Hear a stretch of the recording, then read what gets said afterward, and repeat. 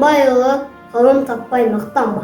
Ғылым таппай мақтанба, ғылым таппай мақтанба, құмаланып шаттанба, ойнап босқа күлуге, бес нәрсеге қашық бол, бес нәрсеге асық бол. Адам болам десеңіз, тілеуін үмілет алдына, оған қайғы жесеңіз, өсек өтірік мақтаншақ, еріншек бекер мал шашпақ, бес дұшпанды білсеңіз, талап еңбек терең ой, қанағат лағым ойлап қой, бес асырыз көнсеңіз, жамандық көрсең нәпіләтірі, сұлтып көңіл тисаңыз, жақсылық көрсең ғибіләтірі, оны ойға жисаңыз.